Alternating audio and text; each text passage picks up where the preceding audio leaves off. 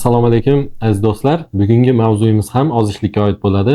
Ya'ni bugun ozishlikda shakar va shirinliklarni zararlari va foydalari haqida gaplashgan bo'lamiz. Ozishlik jarayonida shirinliklarni, shakarni cheklash juda ham to'g'ri qaror bo'ladi. Sababi uni organizmga qanchalar ziyon ekanligi haqida to'liqroq ma'lumotni videoni oxirigacha ko'rsangiz bilib olasiz azizlar. Keyin videoni oxirida sizlar uchun zo'r yangilik tayyorlab qo'yganmiz. Buni sovg'a desa ham bo'ladi. Albatta videomizni oxirigacha kuzating.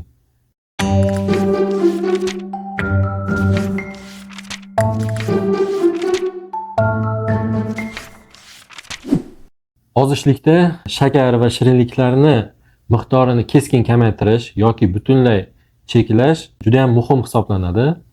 Ya'ni buni 3 ta sababini sizlarga birin-ketin tushuntirib beraman. Birinchi sababi shakar yoki shirinlik mahsulotlarini biz iste'mol qilganimizda ularda kaloriya miqdori juda yuqori bo'ladi. Lekin ozuqaviy biz uchun foydasi, ya'ni uning tarkibida oqsil ham bo'lmaydi, mineral, vitamin va hokazo, kletchatka deymizmi, ularda bittasi ham bo'lmaydi. Shuni hisobiga biz shakar iste'mol qilganimizda juda ham ko'p kaloriyani organizmga olib kirgan bo'lamiz. Bu bo'sh kaloriya hisoblanadi. Bu birinchi sabab. Ikkinchi sababini tushuntiradigan bo'lsam, shakar miqdori biz shakar yesak yoki shirinliklarni me'yoriga nisbatan juda ham ko'p iste'mol qilsak, bularda asosiy qismi, masalan, biz shirin yeganimizda qonda glyukoza miqdori oshib ketadi, uni insulin parchalab turib, kerakli a'zolarga, jigarga olib boradi, bir qismini glikogen zaxira sifatida energiyaga aylantirib, yana bir qismini mushaklarga olib boradi va ortiqcha qismini albatta yog' sifatida bir chekkaga olib boradi. Qayerlarga olib borishini bilasizlar? Ortiqcha yog' qorin sohasida to'planishni boshlaydi. Ayollarda ko'krak sohasida, dumba, son sohalarida shunaqa ortiqcha yog'lar yig'ilishiga sabab bo'ladi. Uchinchi sabablaridan biri bizda shakar yoki shirinlik mahsulotlarini ko'p iste'mol qilib olganimizda qonda glyukoza miqdori keskin ko'tarilib ketadi. Nima bo'ladi? Organizmda kimyoviy jarayonlar boshlanadi. Ya'ni qonda shakar miqdori ko'paydimi, demak uni yo'qotishimiz kerak deb turib, oshqozon osti bezidan insulin ishlab chiqariladi. Yuqorida aytdik, bu hamma transport vazifasini bajarib turib shakarni oladida, borib jigarga olib bordi, mushaklar aro depoga olib bordi va qolganini yog'ga aylantirdi. Natijada nima bo'ldi? Natijada qondagi glyukoza miqdori keskin kamaydi. Endi birdaniga biz shakar yeganimizda ko'payadi, lekin keskin kamayib ketdi. Endi nima bo'ladi? Bizda ochlik hissi paydo bo'ladi. Ochlik hissi paydo bo'ldimi, biz yana avtomatik ravishda nimalardir yegimiz keladi. Ochlik hissini bosaman deymizda ko'p yeb qo'yishimizga sabab bo'ladi. Shuni natijasida bizda ortiqcha vazn paydo bo'lishni boshlaydi.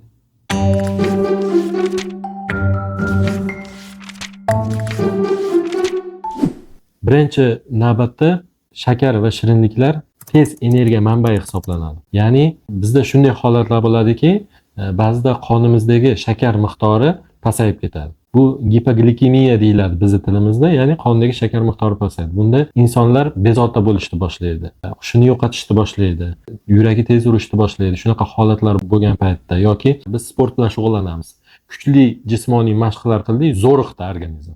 Shu vaqtda miya va mushaklar uchun shakar va shirinliklar me'yorida iste'mol qilinsa, yoqilg'i vazifasini bajarib beradi. Ya'ni shu vaqtda o'zida shirinlik iste'mol qilib olamiz. Shirinlik degani bilib olinglar, shakarda o'zi emas bu. Bunda ham foydali shirinliklar bor, zararli shirinliklarimiz bor. Bu foydali bo'lgan shirinliklarimizga mevalar kiradi. Shularni iste'mol qilib olish maqsadga muvofiq bo'ladi. Sababi ichimizda hozirgi kunda sport juda ham jadal rivojlanyapti. Sport zallar, bitta masalan Andijonda o'zida qancha sport zal ochildi. Toshkentda, hamma joyda sport zallar ochilgan. Shunda zo'riqish bo'lgan paytda ozgina shirinlik iste'mol qilib olsangiz, bu foydali bo'ladi siz uchun. Ikkinchi foydasi, bizda masalan hozir dietolog, nutritsiologlar juda ham ko'payib ketdi. Ular hammasi juda ko'pchiligi meditsinadan xabar bo'lmaganligi uchun, tibbiyot xodimi bo'lmagani uchun o'zi tushunmagan holatda har xil diyetalar tuzib beryapti, to'g'ri ovqatlanish ratsionlarini tuzib beryapti va natijada bu organizmda o'zini ichidagi xususiyatlarini, kimyoviy jarayonlarni o'rganmagan holatda tuzib bergani uchun cheklovlar qo'yishib boradi. Shakarni umuman cheklab tashlaydi. Umuman yeyish mumkin emas deydi. Shirinliklarni ham umuman cheklab tashlaydi. Shunaqa vaqtda nima bo'ladi? Srif bo'ladi. Ya'ni biz to'g'ri ovqatlanishda ketayotgandik, 3 kun chidaymiz, 4 kun chidaymiz, 1 hafta, 10 kun, 20 kun chidaymizda yoki marafonlarda qatnashamiz. 1 oylik marafonlarda. Marafondan keyin to'xtatamizda va bosib shirinliklarni iste'mol qilaveramiz. Natijada nima bo'ladi? Natijada bizda srazu yana qayta semirishlik holati kuzatiladi. Shuni inobatga olgan holatda shirinliklarni to'g'ri ovqatlanishimizga qo'shishimiz kerak bo'ladi. Albatta foydalilarini me'yorida iste'mol qilishimiz kerak bo'ladi. Bu yana bitta foydasi hisoblanadi. Yana bitta foydali tomonlaridan bittasi bizni shirinliklar kayfiyatimizni qisqa muddatga ko'tarib beradi. Ya'ni vaqtinchalik baxt gormonini ishlab chiqarishiga, ya'ni bu baxt gormonini bilasizlar, serotonin ishlab chiqaradi. Serotonin baxt gormoni hisoblanadi. Shuni ishlab chiqarilishiga yordam beradi. Ya'ni biz o'zimizni bu baxt gormoni ishlab chiqarilgan paytda xotirjam his qilamiz. O'zimizni o'ta baxtli his qilamiz. Shuning uchun me'yorida iste'mol qilib turish kerak. Faqat foydalilarini, qaysi foydali, qaysi zararliligini hali gaplashamiz.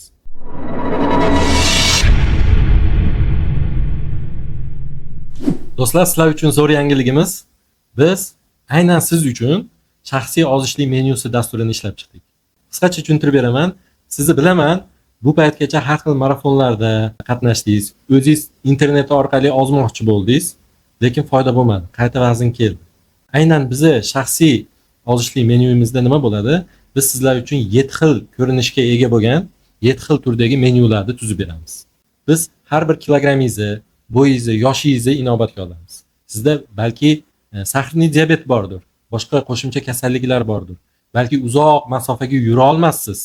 Shularni ham inobatga olgan holatda shaxsiy menyu tuzib beramiz. Alohida individual, faqat o'zingizga taalluqli bo'ladi bu. Buni siz foydalanishingiz mumkin. Masalan, bittasidan 3 kun foydalansangiz bo'ladi, yo 4 kun, yo 5 kun foydalansangiz bo'ladi. Bu yerda 7 xil turi. Siz aynan natijagacha ushbu menyudan foydalanasiz. Ya'ni siz minus 10 kilogram qilmoqchisiz yoki minus 15 kilogram qilmoqchisiz. Shu natijagacha bu menyu ishlaydi siz uchun. Qanday olaman deyotgan bo'lsangiz, ushbu videoni ostida opisaniyada havola qoldiramiz. Bu havolaga kirib ro'yxatdan o'tib qo'yasiz. Menejerimiz sizga aloqaga chiqadi va sizni qiziqtirgan barcha savollarga to'liq javob berib o'tadi. Sizlarni shaxsiy ozishli menyu dasturimda kutib qolaman.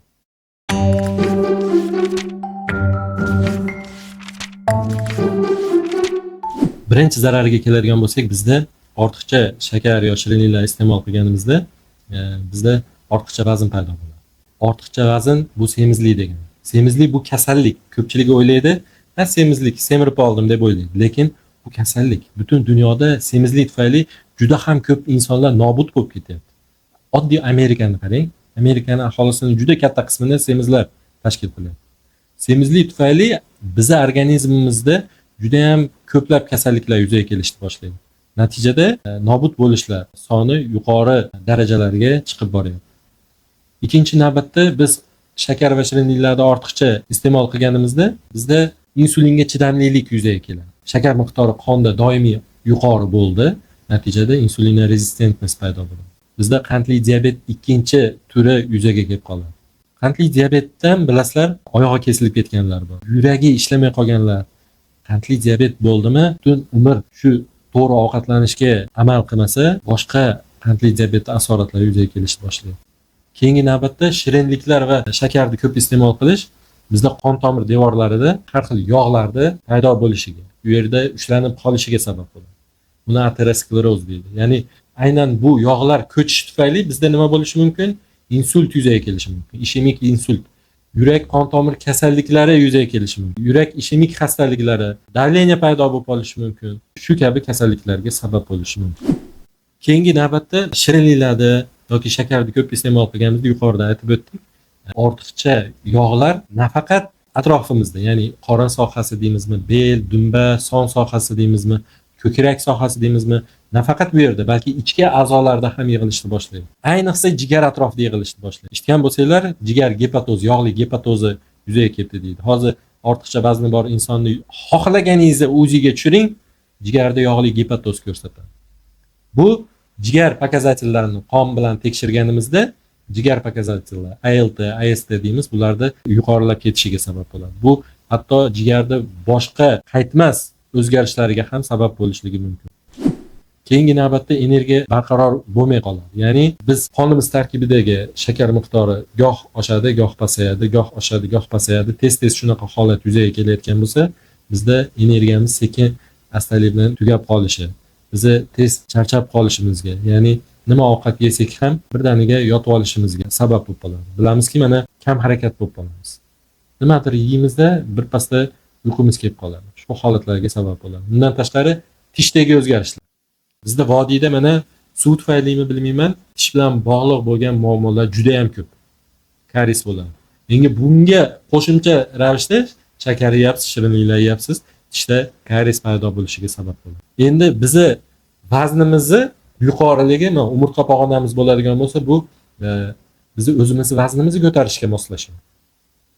Endi bizda ortiqcha vazn bormi? Ya'ni 70 kiloga moslashgan umurtqa pog'onamiz 100 kilo yoki 120 kilo vaznni ko'tarish yurishga majbur bo'lyapti.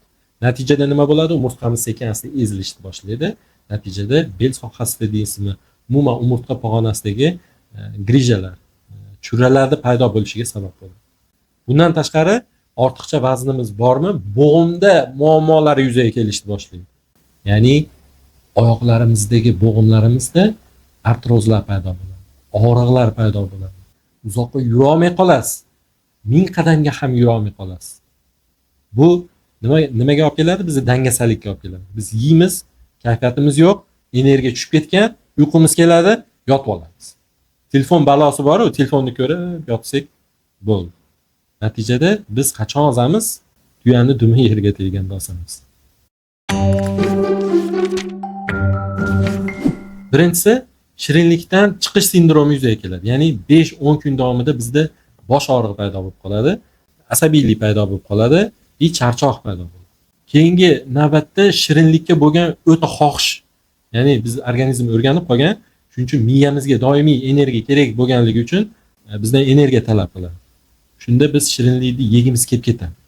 Uchinchi navbatda bizda yuqorida aytib o'tdik, shirinlik baxt gormonini ishlab chiqaradi. Ya'ni serotoninni ishlab chiqarishiga yordam beradi. Shu serotonin ishlab chiqarilishi kamayib ketgandan keyin bizda tushkunlik paydo bo'lib qoladi. Ya'ni stressga tushib qolamiz. Depressiyaga tushib qolamiz. Shu holatlar yuzaga keladi.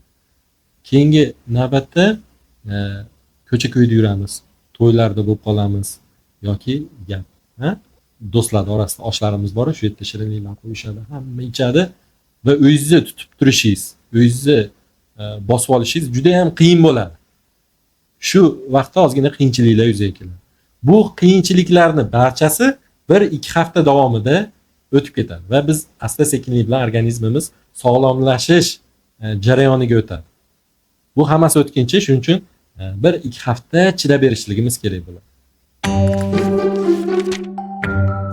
Do'stlar, mana shirinlikdan, shakardan voz kech deyapsan, bir yechim ham berasanmi deyotganlar ichimizda bor, bilaman. Yechimga o'tamiz. Demak, nima qilamiz? Shirinlikdan to'liq voz kechib yubordik yoki sezilarli darajada kamaytirdik. Xohish bor, lekin nima qilamiz? Tabiatga murojaat qilamiz. Ya'ni biz mevalardan boshlaymiz. Mevalarni iste'mol qilish degani bu tabiiy bo'ldi, bo'laveradi degani emas. Buni ham me'yori bor. Me'yorda iste'mol qilsangiz, mevaning tarkibida nima bor? Fruktoza bor, kletchatka bor va vitaminlar bor. Shu mevani to'g'ri ovqatlanish ratsionimizga ozginadan qo'shsak bo'ladi. Bizda shirinlikka bo'lgan ehtiyojni nisbatan kamaytirib turish maqsadida. Keyin asaldan foydalansak bo'ladi. Nisbatan asal ham bu shirinlik, asal shakarga nisbatan zararsizroq. Shuning uchun asaldan ozgina foydalansak bo'ladi. Bu ham o'zi me'yor kerak deyapman. Har bir shirinlikda asalda ham me'yorida. Masalan, bir kunda bir qoshiq ertalabda suvga aralashtirib, ozgina limonni siqib olgan holatda foydalansak, maqsadga muvofiq bo'ladi. Keyingi navbatda mana men o'zim qiyin bo'lgan shakarni yaxshi ko'rar edim. Shakardan voz kechish uchun maxsus mana korzinkaga kiradigan bo'lsa, steviyalar chiqib ketdi. Steviyani hamma bilsa kerak. Steviyadan ozgina o'sha haligi xuruj bo'ladi-yu, yegimiz kelib ketadi, xumor bo'ladi, shuni xumorni bosish maqsadida foydalanaman. Kofega qo'shgan holatda foydalansangiz bo'ladi. Yoki shakar o'rnini bosuvchi tabletkalar bor. Shu sizga arzonroqqa tushadi. Ya'ni bitta pachkasida 1200 dona tabletka bo'ladi. Ancha muddatga yetadi sizga. Masalan, 3 ta tabletkadan ertalabda kofengizga qo'shib ichsangiz bo'ladi. Keyingi navbatda suv. Suv eng zo'r narsa, chunki biz suvni qancha ko'p iste'mol qilsak, shirinlikka bo'lgan ehtiyojimiz shuncha pasayadi. Birinchidan, ikkinchidan bizda to'qlik hissi yuzaga keladi. Natijada kamroq ovqat iste'mol qilamiz va biz ozishlikda davom etamiz.